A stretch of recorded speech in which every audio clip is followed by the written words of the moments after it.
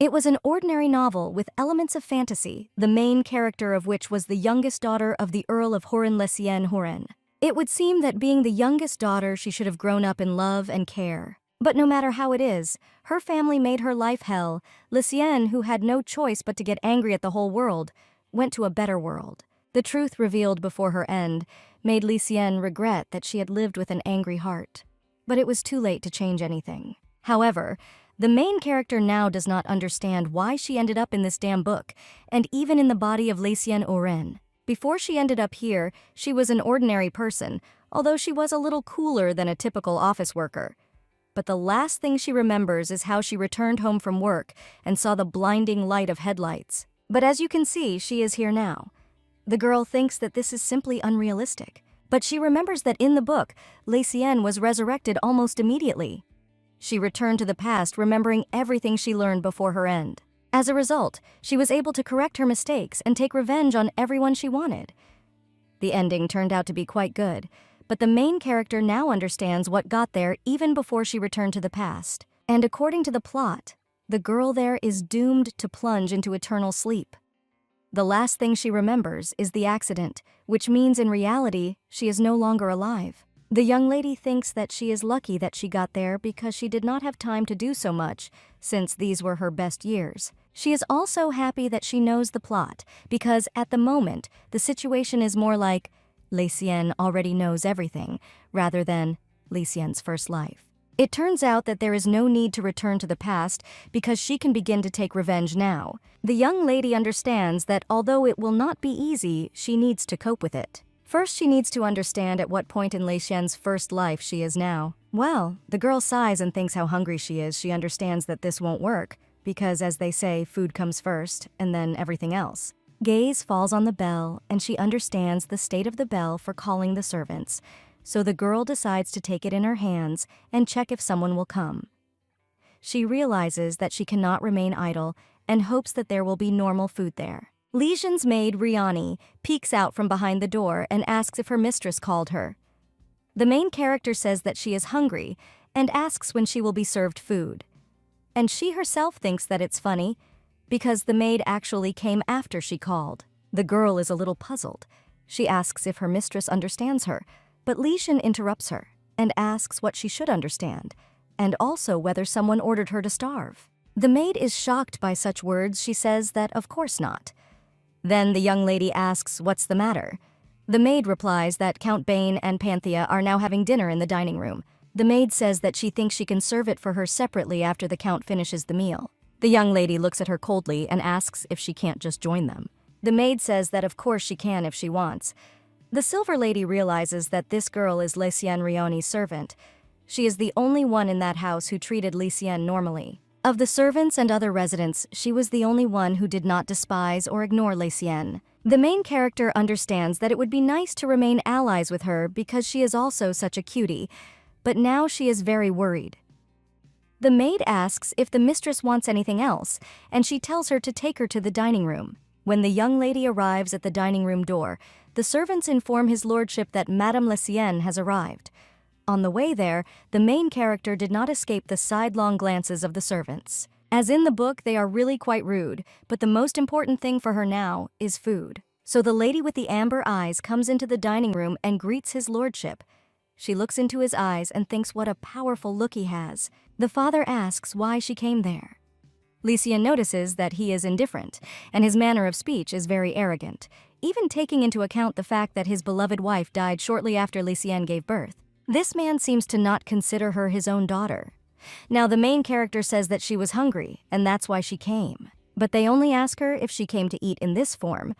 Then the young lady realizes that she is wearing pajamas. The rest of the family mocks her. The daughter tells her father to forgive the girl because her sister has been a bit of a fool since birth, and the son says that only this can explain the fact that she came to dinner in this form. The young lady is shocked that these are pajamas because the clothes are quite elegant. The father tells her to change her clothes and come down, because how can she walk around the estate in this form? The lady with amber eyes thinks how infuriating this is, and then says that she doesn't want to. The father and the others are shocked. He asks what she just said, and the young lady repeats once again that she doesn't want to. She claims that she is too cold to go change clothes and does not think that there is a need for this because she was just going to eat. The girl also says that her father is obsessed with etiquette and manners, but in her opinion his lordship behaves disgustingly towards his daughter. The count hits the table and screams furiously that the girl has lost her mind.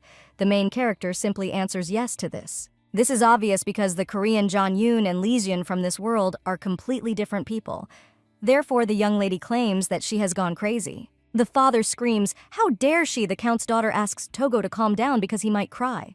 And the main character at this time, he thinks what she is talking about because she has a reputation of complete rubbish. The girl asks Riani to set the table for her. The maid says that she never dined with her family. The main character just grins and says that she, of course, is a terrible daughter, but asks if her father really wants to starve her to death. She also asks what will happen if rumors spread and what people will think. The count's son screams, "How dare she say such a thing to his father?" The count himself only says that this is enough and orders the table to be set. The young lady thinks how predictable this is, because most of all in the world, the count is worried about what others think about him. The girl starts the meal and thinks how poor Lesienne is, because there was no one there who could understand her. The count's daughter says that this is outrageous, because the father has not even touched the food yet. She claims that she understands that the girl is ignorant, but still, this is too much, son of a count. Tell me, where did she pick up such manners? But the main character understands that anyone who has read this book will be able to answer that the count never taught Lesienne anything. Moreover, he showed no interest in her at all. He began to notice her only after she became the bride of the crown prince. There are two dangers on Lesienne's path. The first of them is a wedding with the crown prince, because this wedding should not happen, because it is a direct path to the infamous end. And the second danger is the count's betrayal, because even if the girl prevents Annie's engagement and becomes the wife of the crown prince, the count is unlikely to stop. But the girl wonders if she can live this life without worrying every second that she might be in danger if she survives these two events safely. The girl dreams of a life in which she will avoid a tragic end. She stretches out her hand to the flowers and thinks that if this is possible, then she will happily tear out the sprout of betrayal from the count's heart and open the path to happiness even if she ends her life unloved. According to the plot, if a girl falls into eternal sleep one day, she will be able to return to the past. It will be better for us if she decides everything in this life, so the young lady thinks about what is best for her to do. All these thoughts do not allow the main character to fall asleep. She thinks what is wrong, so they decide to get out of bed and do some light stretching. But in the reflection of the window, she sees a stand with swords, and then approaches it. Looking at the blade, the girl thinks that it would be nice to learn how to use a sword, because this way she can protect herself. But she doesn't even want to think that she will have to use the sword at a wedding, or against her father, so she needs to think about it carefully. The young lady decides that she can now go to bed. But in the morning, when the first rays of the sun fall into Lesienne's room, a mug of tea is immediately poured on her. The main character asks, "What does this mean?" And her sister only says with a grin that she has the same question for her, because how dare a girl behave like that at the table? She also asks if Lesienne thought she would get away with it. The main character only asks what she did. In response to this, her sister clenches her fists and tells her to tone down, and the young lady tells her that she is not going to tolerate their mockery. In the book, this girl constantly mocked Lesienne. Because of her, Lesienne suffered the most. Her name is Panthea Huren. The same can be said about Bane. Thanks to him, insults and threats were an integral part of Lesienne's life. The young lady thinks about where she should start and tells her sister who she could learn such manners from. After this, Panthea furiously shouts that he will finish Lesienne. The servants hear this scream and run into the room, but what they see there shocks them. The main character is standing all wet in tea, while her sister is sitting on the floor near an overturned table. The main character tells the servants that her sister apparently ate something wrong today, and maybe they should show her to the doctor because she seems very unwell. After which she looks at her sister and asks if this is true. Panthea thinks her sister won't just get away with this. When all the fuss has passed, the main character asks her maid why she came running. Rayani is a little shy and says that she heard screaming and got worried, but if everything is fine, she will go. The main character says that the maid did the right thing by coming and asks where her savings are kept.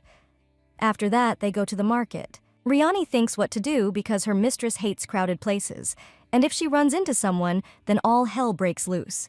The girl tells her mistress that it can be dangerous there and asks her to be careful. The main character turns around and says, "Okay." The maid blushes a little from this. It seems to her that her heart is in danger, and Licien asks if she came too close. After the maid says no, she takes her arm and says that this way they won't get lost. A young lady asks Inriani if she will take her to the gun shop. When she is already choosing a sword for herself, the maid says that it is not proper for a noble lady to hold a weapon in her hands, and the shopkeeper asks what the mistress is for with this weapon. He says that if this is a sword for protection, then he can choose a suitable option, but the lady with amber eyes says that the sword is intended for her. She holds a weapon in her hands and says that this sword will suit her, after which she tells Riani to settle accounts. The maid is trying to dissuade her mistress because holding a sword in her hands is impermissible for a woman from the upper classes. But the young woman says that she seemed to have told her to pay. After this, on the way, the maid asks if the lady really needed a sword. The main character says yes, and the maid asks what will happen if his lordship finds out Lishan claims he won't mind. But suddenly they hear cries for help. When a lady with silver hair looks into an alley, she sees a couple of guys trying to take the girl's money. The girl says that she really has no money, but the two strangers don't believe it. They ask if she really has nothing, because if they kill her, they will earn at least 10 gold pieces. If she hides them in her boots, she better get them. The maid is a little scared and tells her mistresses that it would be better for them to leave young lady. You understand that it might be better to just pass by because now she needs to avoid any danger. Well, she thinks that it was not in vain that she studied martial arts all this time. Therefore, he approaches the guys and asks if they are ashamed to attack a defenseless girl. The main character simply cannot pass by. Strangers say that such a noble lady as Hay had better go where she was going and not interfere in their affairs. The young lady understands that these are the words of typical scum. She even hates to hear it. She asks the little girl if she did anything wrong. The girl says she was just passing by and bumped into them. The main character pats her on the head and concludes that those strangers are bad guys, which means they only understand in a bad way. The main character rolls up her sleeves with a furious look. A couple of minutes later, one of the guys asks her to stop. Li Shen turns around and sees that the onlookers have already started running, so she really should stop. Suddenly, she catches the eye of someone from the crowd. He is a pleasant-looking guy with black hair. The main character turns around and thinks, why is he staring so much because it's embarrassing? Then Li Xian looks at the girl. With a kind smile, she asks if she was very scared and says that everything is fine now. The girl says that she was a little scared, but the young lady was inimitable. She thanks her for her help. After that, they say goodbye, and the main character and her maid are about to leave. But they are stopped by the same guy from the crowd. He asks for forgiveness and asks if he can find out her name. The main character looks at him and realizes that this guy looks like a knight and also thinks whether he wants to arrest her, so she asks why he needs her name. The guy says that it seemed to him that the young lady was good with a sword, and he would like to know if she had trained somewhere before. The lady with silver hair says that not really, but she herself thinks that there is hardly a comdo section there. The young man understands what she wants and does not answer, but her skills are amazing and she was also in a dress. Whether his eyes do not deceive him, the girl is a first-class fighter. The guy grins and says that this is very interesting. He thinks what an interesting girl she is. The lady with amber eyes looks at the guy and thinks what's wrong with him because he has such a strange expression on his face. The girl asks if he is going to arrest her, but he just grins and says that he's not going to. Then the main character says that's good, and she goes. When the girl leaves, she hears voices from behind. Someone approaches this guy and asks His Excellency if the guys are unconscious and asks what to do with them. The young man says to arrest them. He hopes to meet Milady soon. This turns out to be Duke Stefan Karnan. The main character at this time goes to her father's office. She thinks that this is something urgent, since her father calls her to him as soon as she returns. Lately, the girl has been behaving disgustingly, and he hardly wants to please her with good news. She opens the door and sees her father there. The young lady asks if he slept with her, after which he sits down on a chair and asks what happened, and then they offer to get straight to the point. The Count asks if there is a reason for just seeing each other, but the main character says that he has never called her before, without a reason. Then the father says that from now on she should refrain from shameless antics. The lady with silver hair asks why she should do this, or if he decided to marry her off. But then a realization comes to her, and the Count says that he called her for a reason, and then claims that the wedding with the Crown Prince will take place. He says that his daughter said that she would do anything for her and asks if she remembers. The main character remembers that in the book, Lucien made such a promise. The Count couldn't offer Panthea is in this place because she has already been married and divorced. And for Lucien, who fell in love with the prince at first sight, this was a chance for a happy life. But the lady with amber hair thinks that her father cannot manipulate her so easily, so he says to call off the wedding. The Count, shocked by this, asks what she said, because a couple of days ago she said that she would definitely marry him. He claims that he even got the king's permission and then asks if she knows how hard it was. The main character doesn't seem very bothered by this and says that of course you can't answer, how would she know? She also claims that she was fascinated by his appearance, but now realizes that she made her decision too quickly. The Count says he will pretend he didn't hear anything, but the lady with silver hair just grins. She says that her father heard everything perfectly. He in a rage asks how dare she, and says that they understand what he did wrong. But the young lady only claims that there is talk that children are a reflection of their parents and then asks who she is. The Count clenches his fists and screams that she is impudent. The girl only asks if he will beat her too, and the Count just calls the butler and shouts to him to quickly take this scoundrel to her chambers. The father screams that from now on, she will not go anywhere without his permission, and then orders the knights to take her away. The knights agree, and the main character thinking that this is just funny and why on earth should she listen to him? The young lady asks what she did, and why did her father decide to lock her up? She also asks her if he beat her because of the upcoming wedding. After which he says with sarcasm that I thank him and asks if I should bow to him. The Count screams for them to remove her from his eyes and asks if they are deaf. The main character, Zhenya, can just tolerate it. Her gaze falls on the scabbard of one of the knights. The girl takes out a sword from them and points it at her father. She claims that she is not going to sit quietly locked up. The Count asks what a non-entity like her can do to him. The young lady asks what he thinks she can do. After which, Lucien points the blade at himself and says that he understands perfectly well that he will not defeat anyone in this room. And she herself thinks why everything is going awry again. Of course, she can return to the past, but it's too early for that. The young lady understands that she must use this chance to show that she should not be treated this way, so she hurts herself. Everyone is shocked by this, but Lucien herself seems pleased. Her vision begins to blur, and she falls unconscious. The Count asks, what the hell is going on? The main character wakes up already in her chambers. The first thing she sees is her maid. The girl looks at her excitedly. The silver-haired lady tries to get up, but the maid says she can't get up yet. The main character says that it's okay and everything is fine, but he hears some sobs. She turns around and sees that Riani's eyes are full of tears.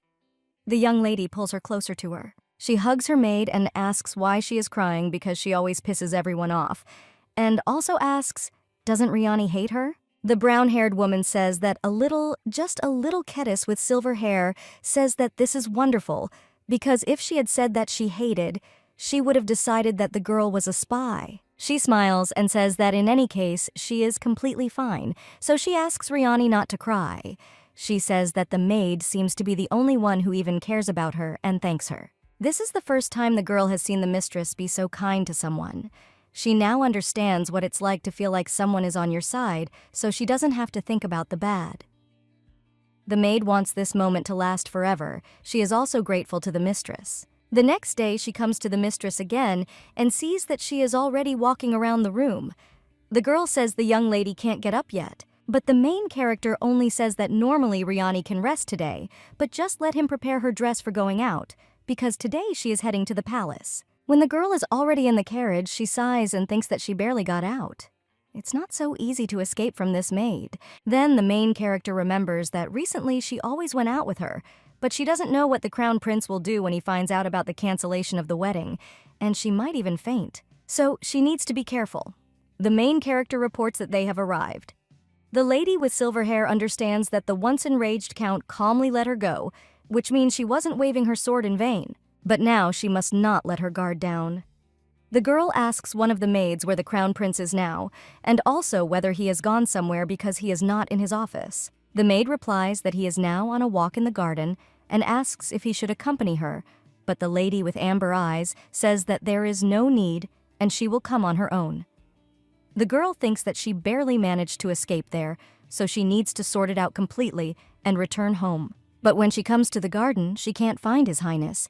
She thinks who even came up with the idea of making such huge gardens. But suddenly, she hears some sounds and looks out of the bushes and sees the prince having a nice conversation with another girl. She understands that that girl is Narya Scrone. Her mother was a commoner, and although Narya was adopted by Count Scarron, being labeled a commoner does not give her the right to take her place next to the crown prince. In the original story, Narya was basking in the love of the prince, so Lucien hated her and spoke rather rudely about her. But now everything is different because she doesn't care about this. But he only asks why she came because she could have gotten by with a letter. The main character, you understand that this could have been done, but the count could have intercepted him, so she had to come. Suddenly, someone puts a hand on the main character's back and tells her that she shouldn't be there. The girl turns around and the guy says that he will take her to the exit. The lady with the amber eyes says she didn't know. She thinks how he scared her. The girl says that she must definitely meet the prince because I have something to tell him. The brunette says that this does not give her the right to disturb him now. It turns out to be Stefan. The lady with silver hair asks if she can't do this even if she is his fiancée. The brunette now understands what's going on and asks if she is Lucien Oren, because if that's the case, that changes everything. But he says that he still needs to get permission from His Highness, so she should wait a little. And then he says his name is Stefan Kernan. The main character lifts the hem of her dress and apologizes for the intrusion. She doesn't remember him having a significant role in the book, but he's still a duke, so it's better to maintain good relations. The main character says that she is glad to meet you. Then the duke says that he will immediately report her to His Majesty. The guy understands that the girl is not like in the rumors. She doesn't look like an ill-mannered, rude person at all. Then the duke approaches the crown prince and whispers in his ear. Then the blonde nods his head, after which the duke brings in a lady with silver hair. She greets His Highness.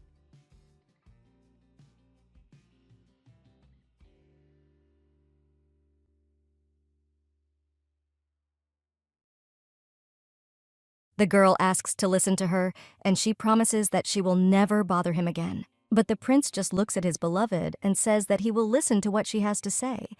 And then he asks Narya where they stopped, and the main character understands that this bastard is not going to listen to her.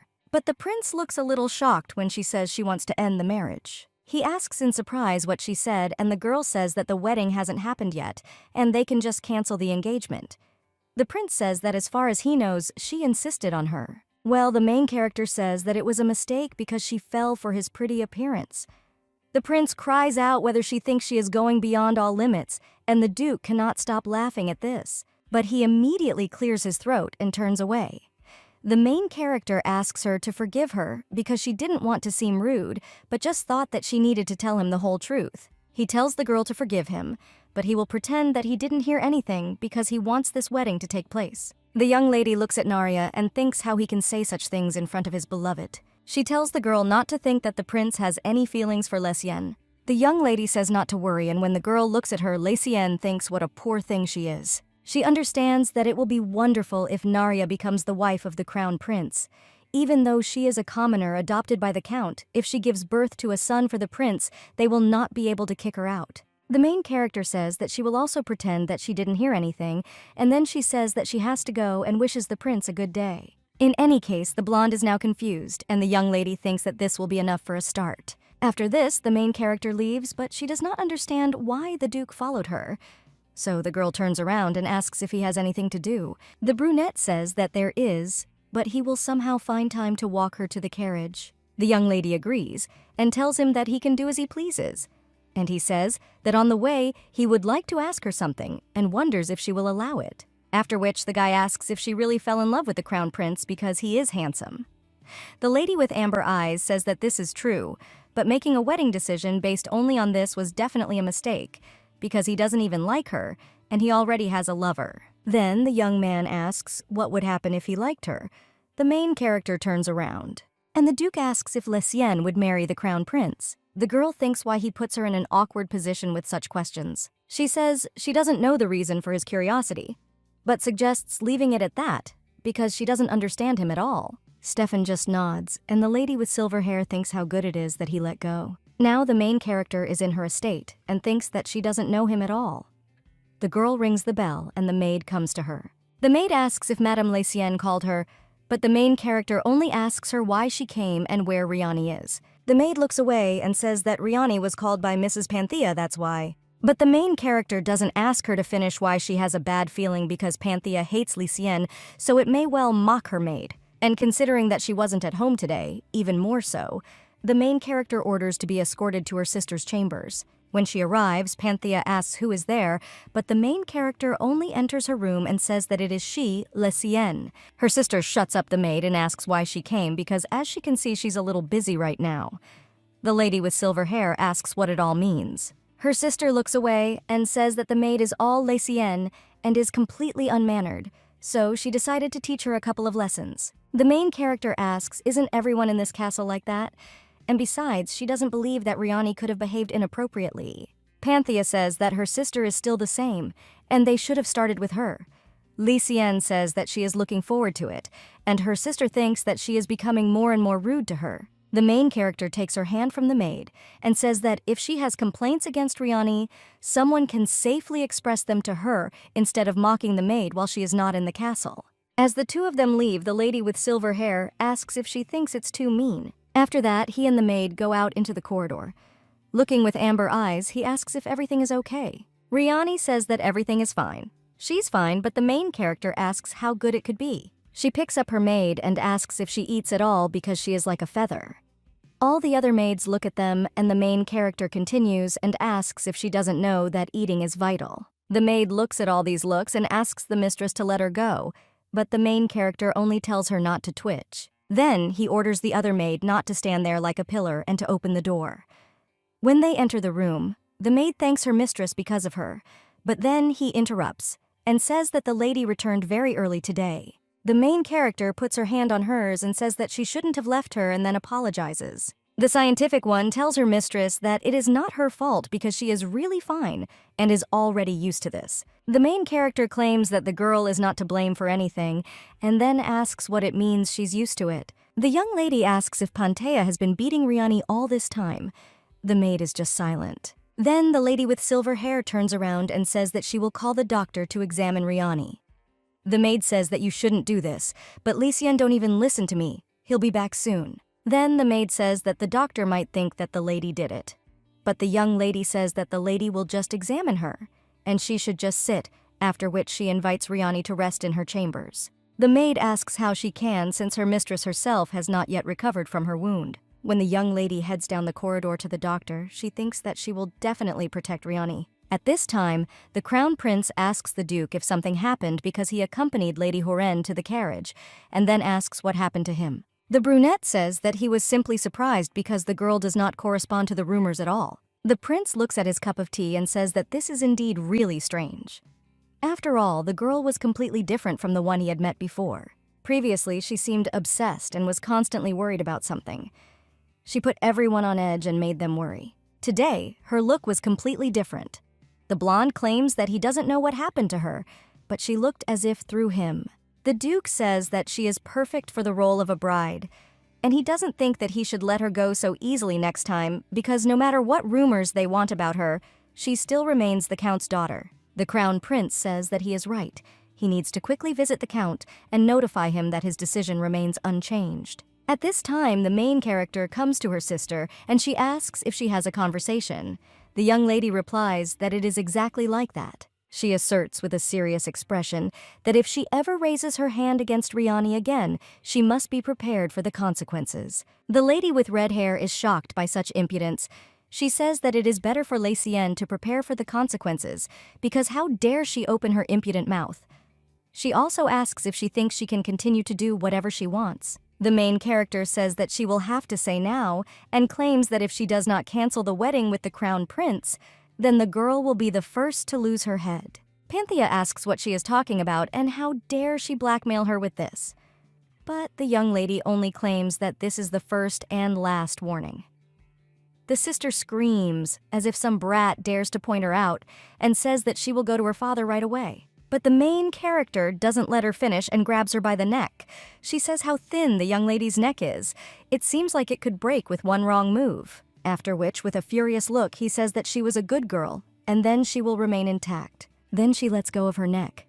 the lady with red hair is shaking all over and wondering what the hell and whether her sister was always so scary. The girl thinks that the look of the lady with silver hair used to give goosebumps. The main character comes out of peace with her sister, and I think that for a while she will calm down, but she no longer has any trump cards up her sleeve. If the wedding with the crown prince really takes place, then she will have to plunge into eternal sleep. So despite the fact that this is an excellent excuse for blackmail, she needs to quickly decide something with Pantea.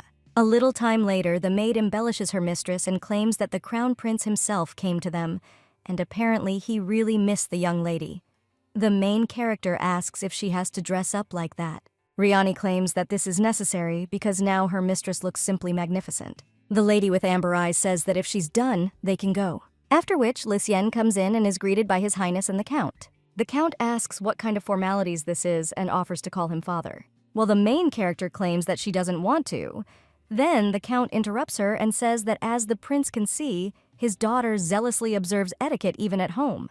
The blonde claims that the girl is really well brought up. The blonde says that he understands and that she is very different from the girl he met a couple of days ago. The lady with silver hair understands perfectly well that the more mistakes she makes, the easier it will be to use her when she becomes his wife. Because the crown prince has only one goal, to use it to destroy the Count. Therefore, to begin with, the young lady needs to make sure that he needs her, because at the moment this is her only safety net. The young lady decides to see why the prince came.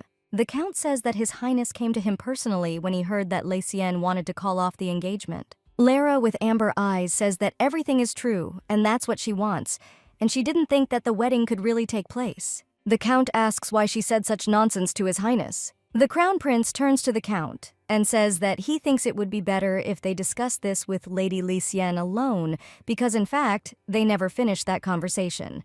The Count wants to return it, but the main character interrupts him and says that she doesn't want to upset them, but there's nothing more to talk about. The blonde asks what this means, and the main character calmly says that she thought about everything again and decided that a wedding is wonderful.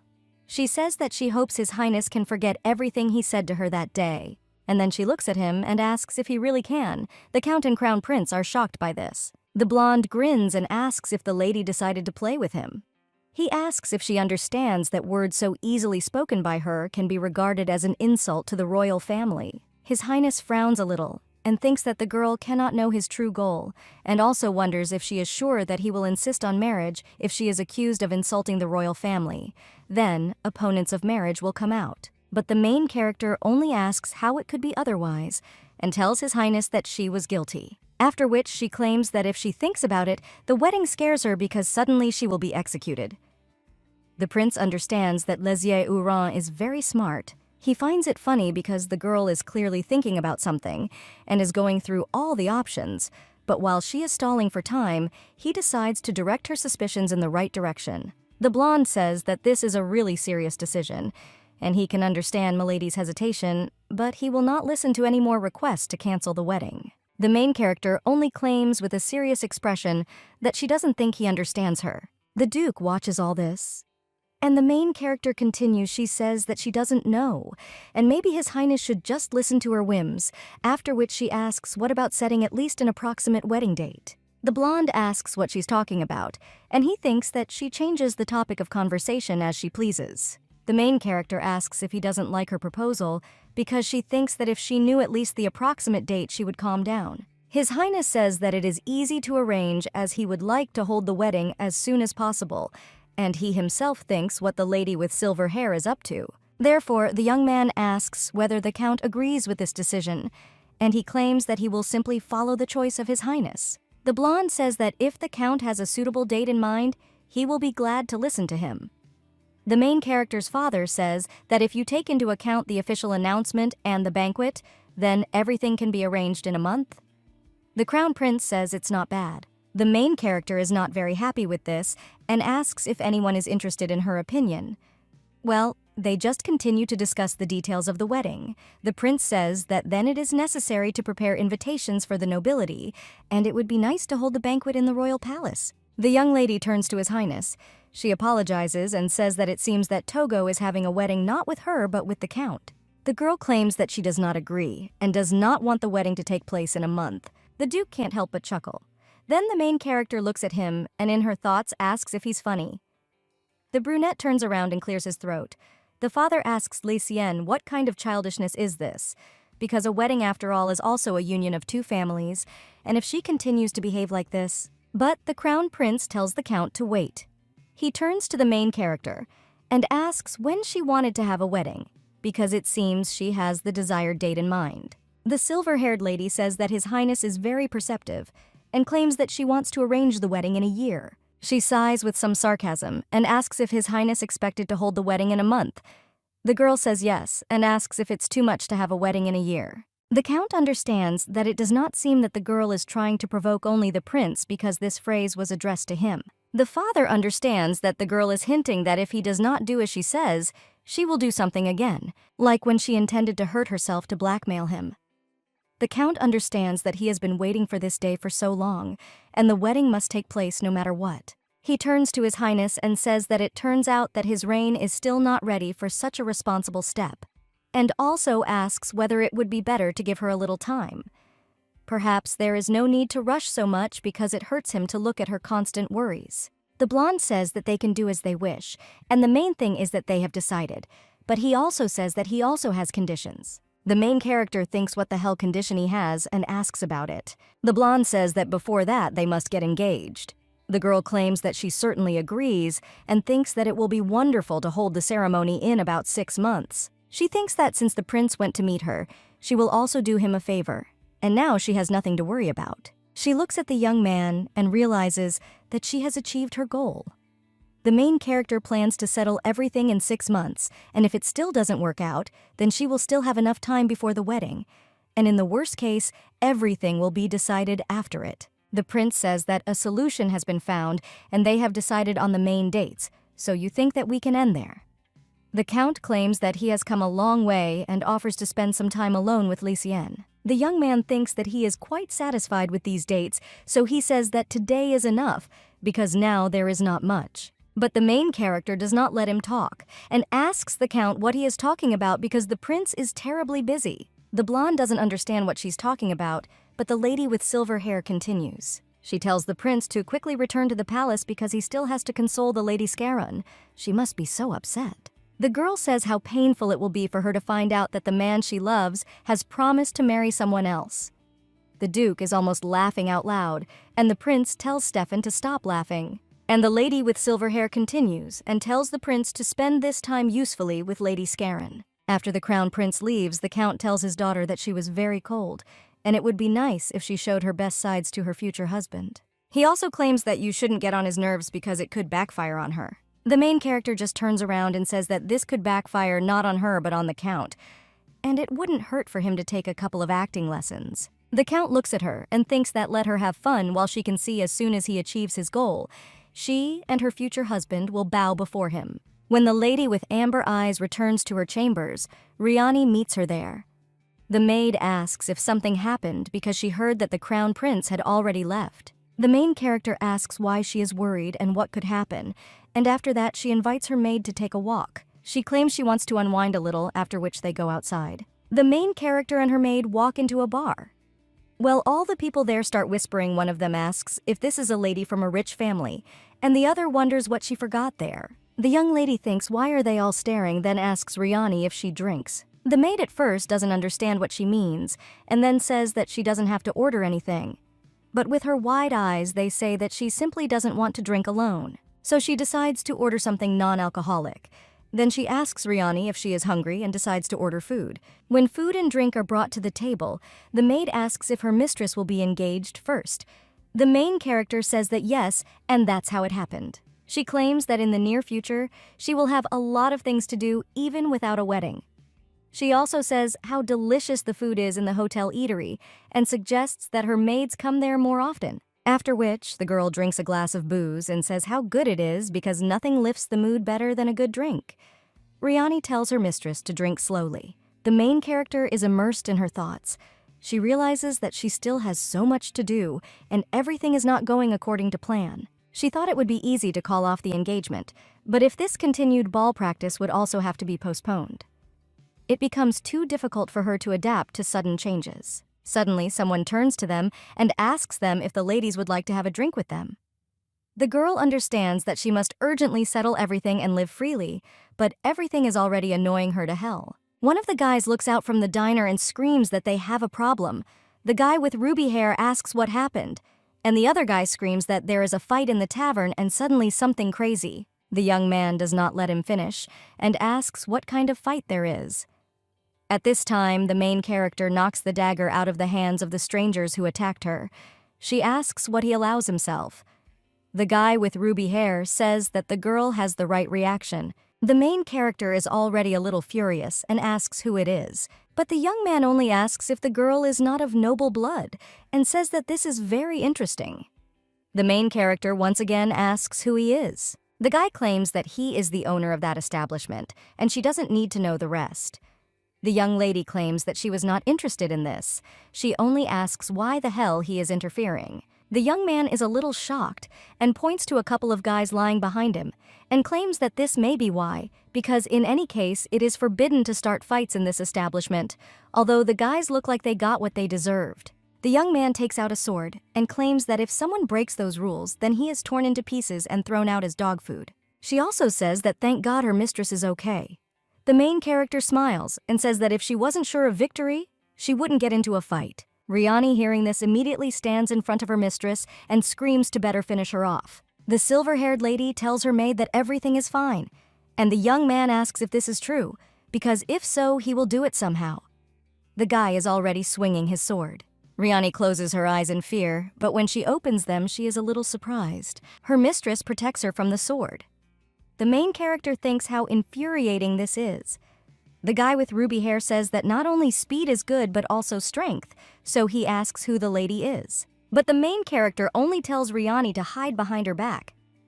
The girl thinks what to do. She is very worried about her mistress. The maid looks at her and thinks what she should do because she is completely useless. So she grabs the hilt of the sword and thinks that she should at least try to help her, but the lady with amber eyes only asks Riani what she is doing, and the girl tells her mistress that she is helping.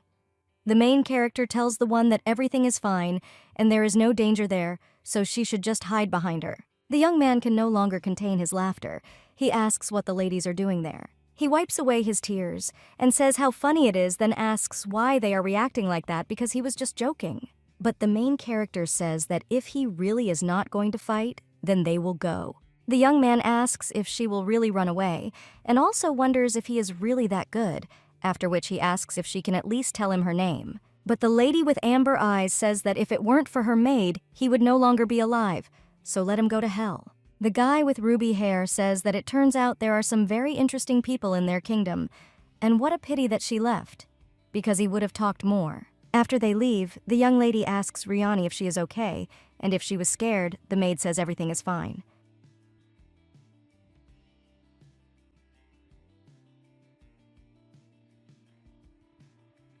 Well, from now on, she promises to be more careful and also tells Riani not to do this again because she could get hurt. The brown-haired woman apologizes and says that she will no longer get in the way. Lady Sushi with ridged hair says that's not what she's talking about. Li Xian claims that he really doesn't want the maid to get hurt because she's already suffered because of her all this time. Riani says that if the lady is in danger, then she will, but the main character only puts her finger in front of her and says that it is right that she is the mistress here, so the girl should obey her. After which, the young lady turns around and says that it's already dark, so it's time for them to return. She also blames those guys because they ruined all the fun for her. The maid tries to say something to her mistress, but she only says that if Riani does not hurry, she will leave her there. The maid runs up to her mistress and invites her to go along. But for some reason, the main character feels danger. She looks into the alley and wonders if it could be one of those who was in the tavern. But the one who comes out of the alley turns out to be one of those whom the young lady has already seen. He asks where he is coming from so late.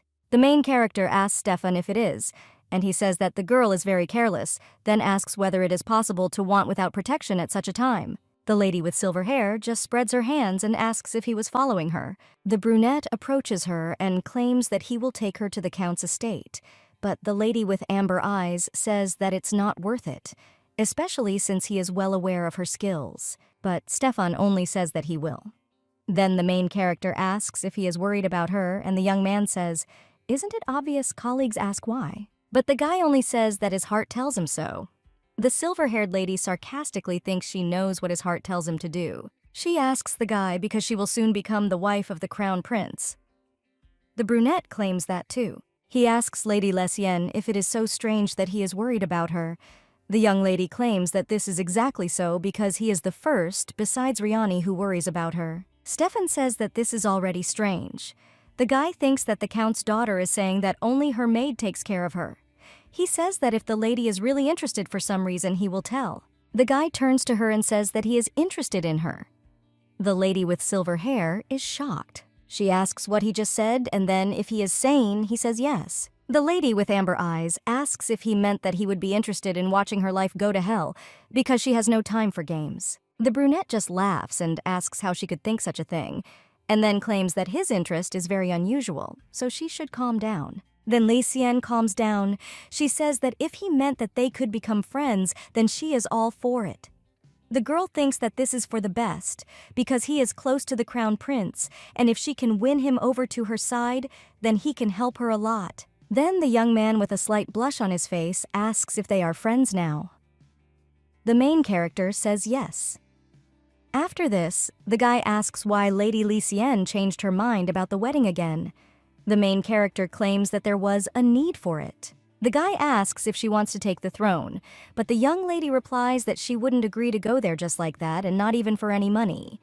Then the guy asks why she changed her mind about the wedding. The lady with silver hair says that it's necessary and he shouldn't bother himself, because if she could, she wouldn't marry the prince. The brunette grins and says that if the situation and her feelings change and she also wants to cancel the wedding, he will help.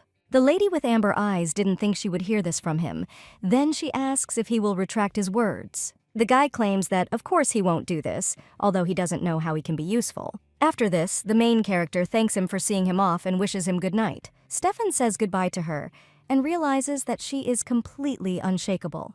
Perhaps this is because she is honest and incredibly straightforward, but he behaves like a complete idiot around her. But the guy is glad that he was able to spend the evening with Lesienne.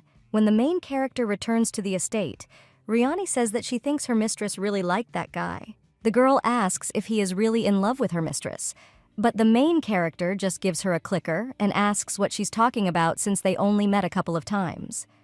The girl understands that this cannot happen to someone who could become a duke, but something still bothers her. She fell for the fact that he offered to help, but the wedding of her son with one prince is not something that can be cancelled with someone's help, and the guy probably blurted it out just like that. But when the main character enters her room, she sees Bane there. He asks where she was. The lady with silver hair asks why he is even in her bedroom and what is going on. The guy asks if she thinks that he came because he missed her, and also why the hell the prince's bride is hanging around with another man at such a time. The young lady asks what the problem is, because now there is also a man standing in front of her. The young man says that he is actually her brother, but the main character only asks how long it's been with him. A guy with red hair with a serious expression on his face tells her to stop distorting. He tells her not to dare to discredit the name of their family and also to behave appropriately, after which he asks if he expressed himself clearly. The main character just grins. After which she says that she is not going to become the Duke's wife because they accidentally ran into each other on the street and he wanted to accompany her with Riani. Lesienne says that she will take care of herself, so he should stop his hysterics. The guy claims that of course he knew that she was a complete idiot, but the main character doesn't let him finish and tells him to watch his language. After all, as he said, she is the bride of the crown prince, and if she wants to take revenge on her family, he will not be able to do anything. Therefore, it would be better for him to behave like a good brother. Then, the lady with amber eyes asks if she expressed herself clearly and says that if he understood, then he should get lost because she is terribly tired. A young man with red hair wonders if she has gone completely off the rails because soon she will have to cover her filthy mouth. The main character plops down on the bed and thinks that she can finally be in silence for a little while. She is so tired because both at home and outside are a complete nightmare. The girl wonders if she really was born there because she doesn't look a bit like them. The young lady decides to get some sleep. She wakes up early in the morning and heads to the dining room. Her sister and brother look at her with contempt but cannot say anything. The count asks if she has arrived and then tells her to sit down. Xian thinks what an impudent man he is because he behaves completely differently. The lady with amber eyes greets her brother and says that they have met again. The father asks, "Isn't it obvious that they see each other every day because they are a family? Therefore, I wonder why she is so surprised." The main character says that of course it is, but there are boundaries that even family members must respect. The count asks what she means. The lady with silver hair is just about to sit down at the table and claims that yesterday her dear brother came to her chambers late at night and apparently he had some urgent business with her. The guy claims that everything is wrong and he just saw her returning with the Duke late at night, so he told her to be more careful in future. The main character says that he should watch his words because he looks like they suspect the Duke. In addition, she asks if it is normal to break into her chambers at such a time. The count says that Xian is right. Even though she is his younger sister, she is still the crown prince's fiancée. The guy says that he understood his father. Xian wants to say something. The main character eats calmly and asks what he wants to say. The father claims that a ball will take place soon, and at it they plan to officially announce their engagement. The lady with silver hair wonders what kind of ball this is and asks if it is necessary. She understands that a good score is not easy to organize. An official statement is a guarantee that she will not spoil anything. The count also adds that he thinks the girl should take a few etiquette lessons, because soon she will become the wife of the prince's heir, and it will be terrible if she continues to behave the same way as now. He also says that it is worth ordering new dresses for the ball, and says that if his daughter needs something else, then she just has to say, but the main character says that he should just give her money. The father sighs and says that he has indeed cut her budget a little lately, so he agrees. The lady with her script eyes thinks that she just blurted it out and wonders if he's joking. But then she jumps up from the table and claims that she will gladly accept his money, and if that's all, then she will go. But the count says that it turns out he was just reminding her of good manners. But the main character lies back and claims that she can behave decently when she really needs it.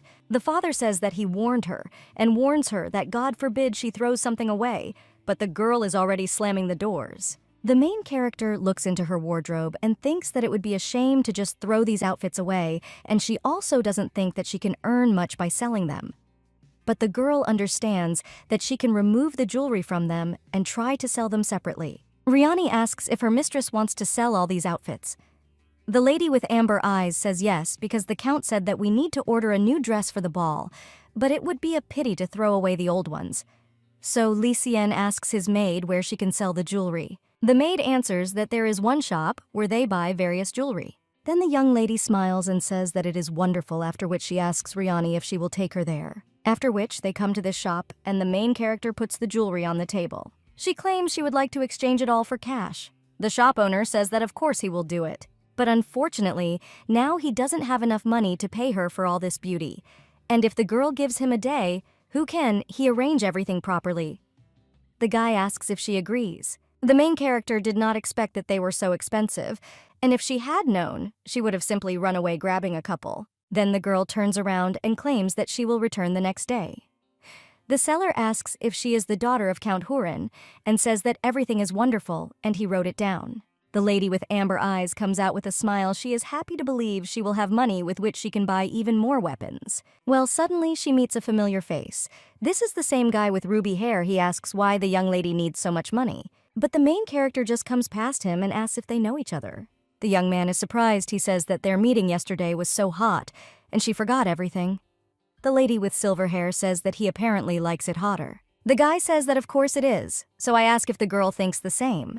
But the main character only turns to the owner of the shop and asks if he has a few matches, because she would like to start a small fire.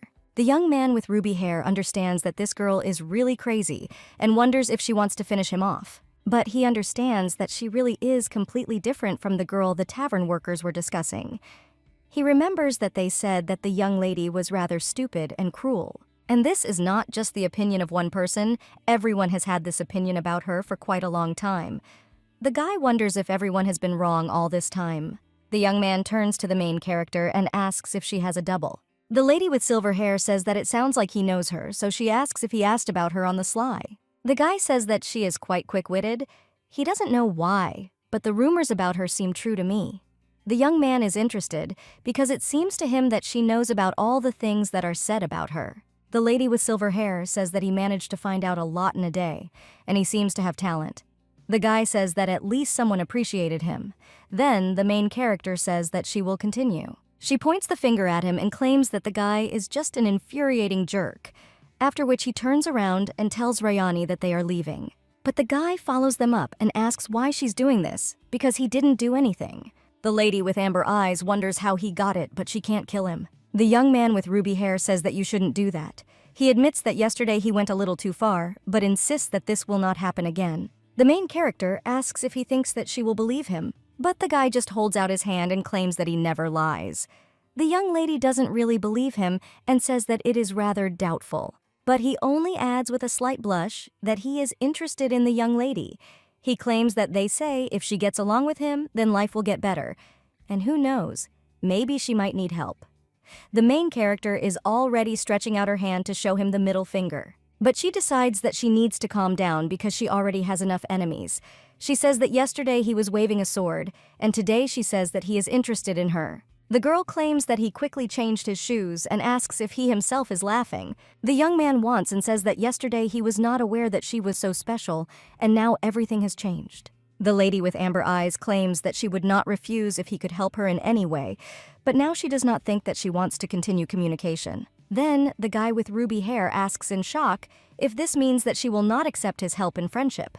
The main character agrees with this. But the guy doesn't give up and says that it all sounds like the young lady really needs someone's help, and isn't it reckless to expose her weaknesses like that? He asks, what if he tries to find out more about it? But the young lady wonders what he's talking about and claims that she has nothing to hide, and then asks why he thought that she was hiding something. But the guy just turns around and claims that it doesn't matter, and then says that they will see each other again. The main character thinks what an idiot he is, and tells Riani that they are leaving.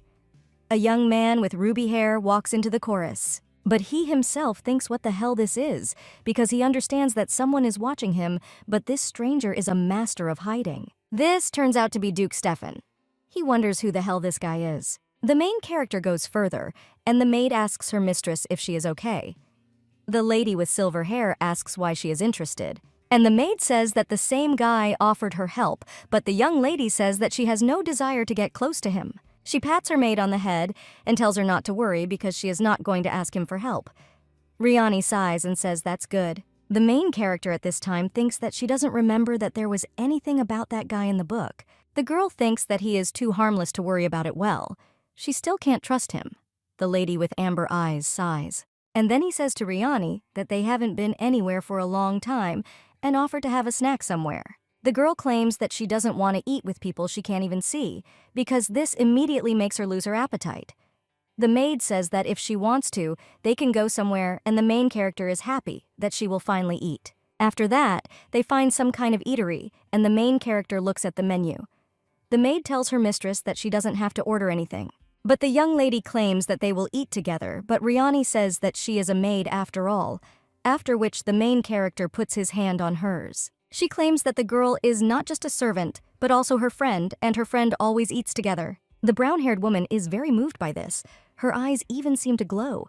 But suddenly, someone moves the next chair away and asks to forgive him. This is Duke Stefan. He asks if the ladies don't mind if he can join them. The main character asks how he ended up there. But the brunette only claims that he was just passing by and saw them. The young lady tells him to sit down and also says he doesn't have to speak to her so formally. The guy claims that he follows etiquette regardless of a person's position, but he thinks it's a good idea. Previously, the main character was a little annoyed that he seemed to be stalking her and constantly trying to talk to her, but now he seems like a good person to her. At this moment, the waiter brings their order. The Duke looks at all these dishes. He asks if the young lady is going to have lunch with the maid. The main character looks at him a little with contempt and asks what is wrong and whether the maid is also a person. The brunette claims that's not what he meant. Then the young lady with amber eyes turns to the Duke. After he responds, she asks him a question about whether he will pay for himself. The brunette smiles and says that he is now thinking about having the lady with silver hair treat him. He says that the girl is always so straightforward and he really likes it. The main character says that he is also very honest and she likes him more and more. The guy hearing this blushes and with a sincere smile says that he is glad to hear this, Les Sien. Such a sight is already blinding because the Duke is such a handsome man. Stefan asks what the young lady is doing in the city center, and she replies that there were some things to do. Unit says that in fact, some time ago, he saw her with a certain man. The main character asks if he was following her. The young man says that of course not, and that he was simply in that area on his own business, but that's why the man looked suspicious. But the lady with silver hair doesn't let him finish, and says that if it was just recently, who should he be talking about? That guy who was talking nonsense nonstop. The main character asks why he seems suspicious to the Duke. Stefan says he's not sure, but he smelled dangerous. The young lady says he just smelled crazy, and overall she doesn't think she should worry about him. The Duke laughs and says that's good, but they wonder if they can ask how they met him. Lucien says that she doesn't even know how to say it, because she didn't think about why he was pursuing her, and the guy was behaving quite strangely. The Duke asks if this is all. The young lady answers, and you say that he has not yet answered her question about whether he will pay for himself. The brunette says that not really. He says that he will pay not only for his order, but for them too. The main character sighs and says that she has to agree. After which he straightens his lock of hair and thanks the Duke for dinner. About thoughts you add that thanks to him, she will have lunch and save money. The young man is again embarrassed by this, and the main character does not understand why it is him. Then the main character looks at the dishes and asks why Riani isn't eating. The maid just waves her hands, but she herself thinks how beautiful her sport is. The girl claims that they will eat like this until closing time, so she tells the Duke to chew at a pace. The brunette agrees but asks how long she plans to call him Duke. The girl asks what else she should call him if he really is a Duke. The guy asks if they haven't decided to be friends, and if so, shouldn't they call each other by name? The silver-haired lady claims that this is true and calls the Duke by name. Then the guy responds and also calls the girl by name. The main character says that now they look like friends, but she herself thinks that only he pronounces such an affectionate name. After this, the main character once again thanks Stefan for lunch, and he says that there is no reason for her to offer to take them there. The main thing of the game doesn't say that you shouldn't because it's still light, so everything is in order. Then the brunette sighs and agrees, and then he says goodbye. The main character walking along the road thinks that if Bane sees Stefan, then she cannot even imagine what he will do this time. Well, suddenly the realization comes to her that maybe she should ask Stefan to practice swords with her. In any case, it is useless to do this alone, and she needs a good teacher. The Agraf should not find out about anything. Then the girl remembers if Stefan is not the head of security in the royal palace. She thinks that he can take her to the training halls well when the girl turns around to ask him about it. Togo is no longer there. The lady with silver hair understands that he has already left.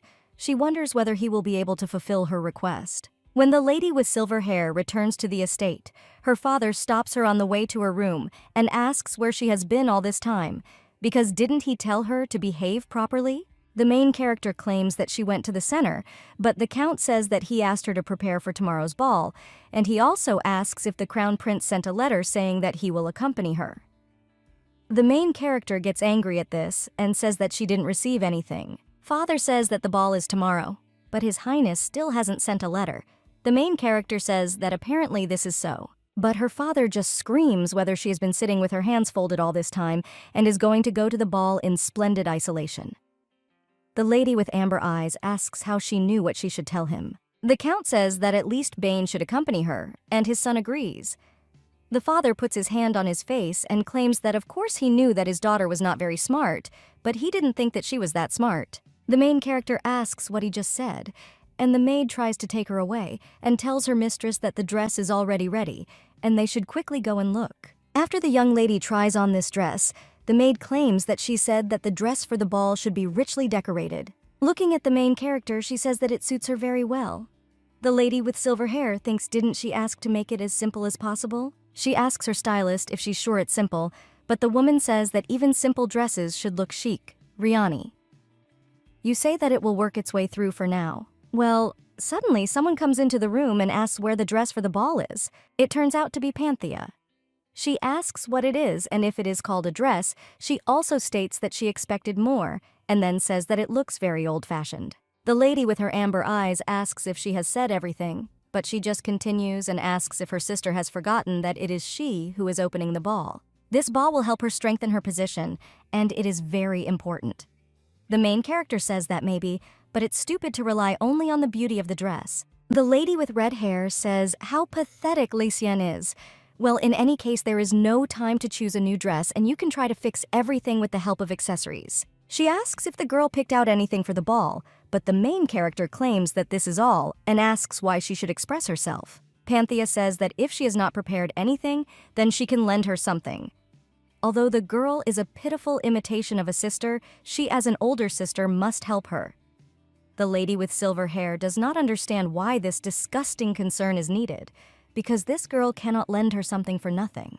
But if she refuses, she will probably get on her nerves. The girl with red hair says that she will pass it on through the servants, and Licien must return it after the ball, because it is very dear to her, so she should be more careful. The lady with amber eyes thinks that they should lend it to her if it is so dear to her. The maid asks her mistress if everything will be okay, because she can return him right away. But the main character claims that everything is fine, and she promises that she will try not to create problems. Sometime later, the maid informs Madame Licien that Madame Panthea sent her a necklace. The main thing is that Gray says to leave it in the box. The young lady decides to put on her necklace first, and if Panthea appears, she will simply change them. She still doesn't understand why she needs this. The maid informs her mistress that it's time to go to the palace. Then the main character gets up and heads there. On the way, she thinks that there would be a lot of food there. But when she opens the door, she sees Stefan in front of her. He extends his hand to her and claims that he has arrived on the orders of the Crown Prince, and also asks if he can accompany her today. The lady with silver hair says that she will be only too glad. She also says that she did not know that he was coming, because she was not notified. The brunette claims that the order was given by the Crown Prince personally, and the letter may have been delivered to the Count, but today the young lady looks simply amazing. Licien thanks him for the compliment and says he looks great too. The guy claims that he is glad to hear this from her, but the young lady says he doesn't look very happy. The young man claims that it was a compliment, so of course he is happy. He hears posts like this 100 times a day, but he doesn't think he'll get tired of hearing it from her lips, so he asks her to say it more often.